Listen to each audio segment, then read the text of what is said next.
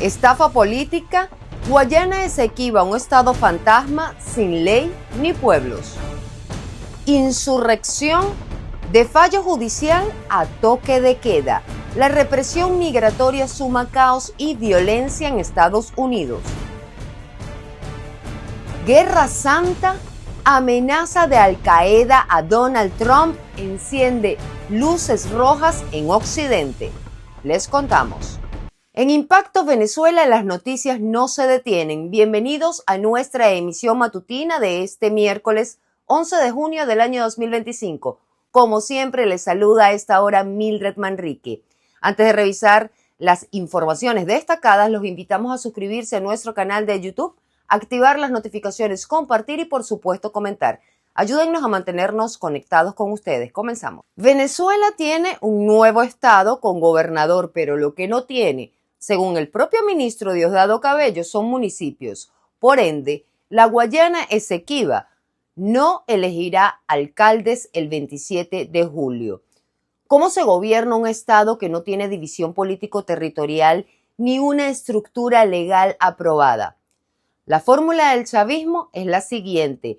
Primero se nombra al gobernador, luego se municipaliza y al final, si acaso, se redacta la ley. Halim Naim nos cuenta más. En Guayana Esequiba se eligió el gobernador y se eligió el primer consejo legislativo. El consejo legislativo ya se instaló, pero la Guayana Esequiba no está dividida en territorio de municipios. Luego es el Consejo Legislativo el que debe legislar, hacer sus leyes internas, su constitución y definir el territorio dividido por municipios. Una vez que ellos hagan eso, es cuando podemos llamar a elecciones municipales en el territorio de nuestra Guayana Esequiba. Durante la rueda de prensa semanal del Partido Socialista Unido de Venezuela, Diosdado Cabello fue claro. No participará el estado de la Guayana Esequiba en las elecciones municipales porque aún no están constituidos sus municipios. Es decir, no hay alcaldías, no hay consejos municipales, no hay estructura jurídica local. Pero, contradictoriamente, si hay un gobernador, una gobernación sin municipios, sin presupuesto local, sin ley orgánica de funcionamiento, pero con poder simbólico y propaganda. Debemos tener muy claro que todas las políticas en materia electoral que ha implementado el gobierno de Nicolás Maduro son estrictamente simbólicas, no tienen ningún efecto de carácter vinculante o de una acción real de implementación sobre el territorio de la Guayana Esequiba. Mientras se anunciaba su exclusión electoral, el gobernador de la Guayana Esequiba presentaba un plan de desarrollo que incluía educación, salud y producción, para una región que en términos administrativos ni siquiera existe plenamente en la ley venezolana. Hablaba de futuro, pero la base legal es humo. No hay ley de creación del Estado debidamente implementada, ni estatutos, ni delimitación municipal oficial, ni siquiera hay un territorio bajo control real. Hasta ahora Venezuela tiene una división política simbólica al elegir un gobernador y unos diputados juntamente con un consejo legislativo, pero en lo absoluto posee la estructura territorial y la administrativa. La paradoja es evidente. El chavismo dice gobernar una tierra donde ni siquiera puede elegir alcaldes ni establecer formalmente su división político-territorial. En la visión chavista del Esequibo, la legalidad va por detrás de la propaganda. Y mientras el gobierno excluye al nuevo estado de las elecciones municipales porque no tiene municipios, sigue usando al gobernador como rostro simbólico de una soberanía que aún no ha cruzado ni el papel ni la geografía. Una ficción con rango constitucional, pero sin pies, ni cabeza, ni mapa. Interactuemos con la pregunta del día de Impacto Venezuela. De lunes a viernes la consiguen en todas nuestras plataformas digitales. La de hoy es la siguiente, amigos. Presten mucha atención. La creación del Estado Guayana Esequiba forma parte del reclamo de Venezuela sobre esa zona. Sin embargo, si la propia nación no ha establecido una administración local y democrática de ese territorio, ¿Qué tipo de gestión pública se puede esperar de una entidad que no existe en la ley? Argumenta tu respuesta, los comentarios están a tu disposición, te leemos en la emisión estelar. Pasamos a revisar otras noticias de su interés en nuestra sección Impacto en 60 segundos. Quédense con nosotros. Exigen libertad. La CIP cuestiona al gobierno de Nicolás Maduro por detener a quienes informan. La Sociedad Interamericana de Prensa exigió la liberación inmediata de los periodistas venezolanos Carlos Marcano, Nácar Mena Ramos y su esposo Gianni González, quienes han sido detenidos por ejercer su labor informativa. La CIP denuncia que estas detenciones, a menudo precedidas por desapariciones forzadas y acusaciones de delitos como instigación al odio o publicación de información falsa, forman parte de un patrón sistemático de persecución contra la prensa independiente en Venezuela. La organización destaca el deterioro del ecosistema mediático en el país, lo que genera un clima de temor y autocensura. Además, subraya que estas acciones no solo vulneran la libertad de prensa y los derechos de los periodistas, sino que también restringen el acceso de la ciudadanía a información independiente, afectando el derecho fundamental a estar informados.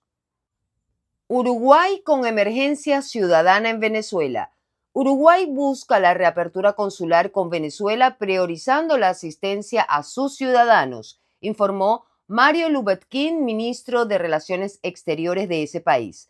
A pesar de no reconocer a Nicolás Maduro como presidente, la Cancillería uruguaya negocia una fórmula consular para resolver las complicaciones que enfrentan los uruguayos en ese país, que van desde trámites hasta apoyo vital. Este enfoque pragmático distingue las relaciones consulares de las diplomáticas. Uruguay busca un equilibrio delicado que atienda la urgencia humanitaria sin alterar su postura política. Es un paso que efectivamente prioriza a las personas sobre el estancamiento diplomático. El gobierno de Donald Trump apeló a un fallo judicial que permitía a cientos de venezolanos deportados a El Salvador impugnar su detención.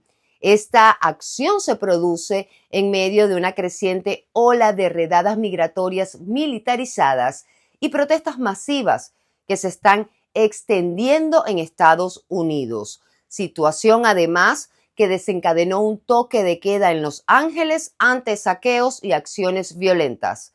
Mientras tanto, la administración de Nicolás Maduro aprovecha este clima de tensión para lanzar severas críticas contra Washington. Génesis Pérez con el reporte. El gobierno del presidente Donald Trump apeló este martes un fallo judicial que permite a cientos de venezolanos deportados bajo una antigua ley de guerra impugnar su detención desde la megacárcel en El Salvador. Aunque el juez James Boasberg ordenó facilitar el acceso a recursos legales, no exigió su retorno a Estados Unidos. En paralelo, familiares de los detenidos acudieron a la Procuraduría para la Defensa de los Derechos Humanos en San Salvador para solicitar apoyo ante las condiciones del encierro. En las calles la situación se agrava. Los Ángeles suma 5 días de protestas por las redadas de ICE con cientos de arrestos, violencia, vehículos incendiados y un clima de creciente represión. Las manifestaciones se han extendido a Texas, donde cientos de personas salieron en ciudades como Austin y Dallas, enfrentándose con la policía en medio de gases lacrimógenos y arrestos masivos. Ahora se ha confirmado que tropas armadas de la Guardia Nacional acompañan directamente a los agentes de ICE durante las redadas masivas en Los Ángeles, brindándoles seguridad operativa. La indignación ha cruzado fronteras principales. Las protestas que comenzaron en California y se trasladaron rápidamente a varias ciudades principales, ahora han llegado a Washington, D.C., donde multitudes se concentran frente a edificios federales para rechazar abiertamente la política migratoria del gobierno Trump, marcando una escalada nacional del conflicto. Desde Venezuela, Nicolás Maduro aprovechó la oportunidad para capitalizar la crisis. En un acto oficial desde el estado Lara, denunció que Estados Unidos persigue y tortura a los migrantes latinoamericanos y llamó a los venezolanos a regresar a la tierra de los sueños. Hoy vemos cómo los persiguen, los golpean, los torturan, le violan todos sus derechos. Yo le digo a aquellos venezolanos que están allá afuera, ya vénganse, vamos a construir Venezuela. Esta es la verdadera tierra de los sueños. Mientras Trump endurece su política con tintes de guerra interna y Maduro lanza discursos populistas desde Caracas, miles de migrantes quedan atrapados en el fuego cruzado de la represión, la propaganda y el miedo. La Corte Suprema de Argentina confirmó la condena de 6 años de prisión e inhabilitación perpetua para ejercer cargos públicos a la expresidenta Cristina Fernández por el mediático caso Vialidad. Este fallo es histórico. La convierte en la primera exmandataria argentina con una condena firme por corrupción.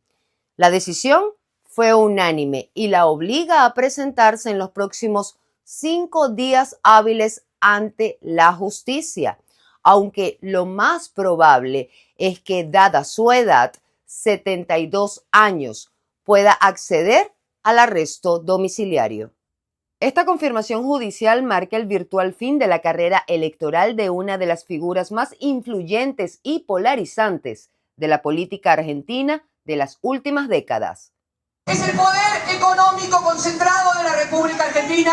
Un mes antes de la oficialización de las candidaturas en la provincia de Buenos Aires, sacan el fallo. Lo mismo que hicieron allá por el 19. Esto es un triunvirato que ejecuta órdenes superiores. No nos engañemos. Me pueden meter presa, pero la gente cobra salarios de miseria o pierde el trabajo. Me pueden meter presa, pero las jubilaciones van a seguir sin alcanzar y no van a llegar a fin de mes. Me pueden meter presa, pero los medicamentos cada vez están más caros y más inaccesibles, no solamente para los jubilados, sino para cualquier compatriota. Me pueden meter presa, pero los padres van a seguir creyendo que sus hijos tienen derecho a comer 4 comidas por día. Ante esto, el gobierno de Nicolás Maduro emitió un comunicado calificando la sentencia como un golpe político judicial contra Cristina Fernández, al igual que otros mandatarios aliados de la peronista, tales como Miguel Díaz-Canel, Evo Morales, Rafael Correa, el partido español Podemos y la eurodiputada Irene Montero, entre otros. Pero más allá de las implicaciones legales, este fallo desató una intensa polarización en Argentina, al punto que militantes kirchneristas encapuchados ingresaron a los estudios de la señal de noticias TN y reventaron puertas y ventanas. Este evento judicial cierra un capítulo significativo y abre uno completamente nuevo en la compleja dinámica política argentina. Y por si fuera poco, el grupo terrorista Al-Qaeda sacude aún más el escenario internacional. El líder de esta organización en Yemen amenazó al presidente estadounidense Donald Trump y a otros altos funcionarios de su gobierno en represalia por el respaldo de Washington a la ofensiva israelí en Gaza. Según analistas, esta advertencia no es solo contra Estados Unidos, sino también contra Occidente.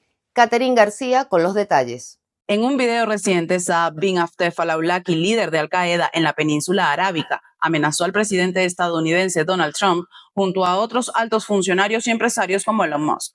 La grabación, difundida en plataformas vinculadas al grupo terrorista, expone una escalada de retórica extremista, justificando los ataques como represalias por el respaldo de Washington a la ofensiva israelí en Gaza. Efectivamente, estamos en un momento bastante convulso en el mundo, con distintos conflictos regionales, subregionales. La amenaza que el líder actual de Al-Qaeda ha emitido y sobre todo lo que ha dicho, ¿no? A través de distintos medios y voceros, donde ha llamado a atentar contra la vida del presidente de los Estados Unidos, Donald Trump, contra el secretario de Estado, Marco Rubio, incluso contra el mismo Elon Musk, representa una amenaza directa a los Estados Unidos de Norteamérica e incluso, yo me atrevería a decir, a la civilización occidental. Y lo que está sucediendo nos debe preocupar a todos y específicamente a la sociedad occidental, sobre todo por los vínculos que esta organización terrorista tiene con distintos grupos políticos en el Medio Oriente, en Irán, y la incidencia que tiene Irán hoy en la región latinoamericana y en países como Venezuela, Cuba, Bolivia, etc. El mensaje de al-Awlaki destaca el conflicto en Medio Oriente como una de las principales razones detrás de esta amenaza. Al-Qaeda insta a los musulmanes en Estados Unidos a actuar contra figuras clave del gobierno y la economía, en un intento por ampliar su influencia en la región y generar caos internacional. Sin embargo, estas declaraciones, que se dan en un momento de alta tensión en Estados Unidos por controles migratorios, levantan otras conclusiones. Pero si sumamos lo que está sucediendo con la población migrante y con grupos. Pareciera que todas estas protestas, yo no tengo duda,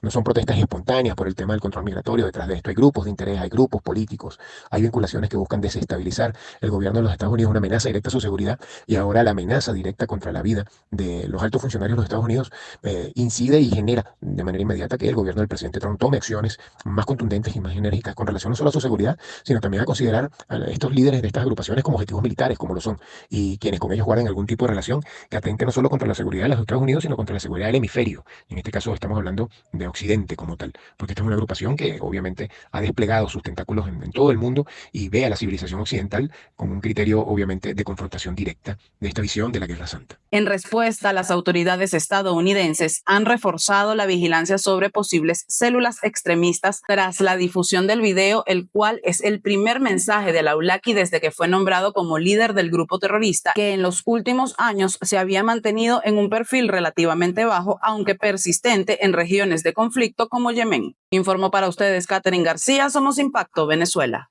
Amigos, hasta aquí nuestra emisión matutina de hoy. Para más visiten www.impactovenezuela.com y nuestras redes sociales @ImpactoVE.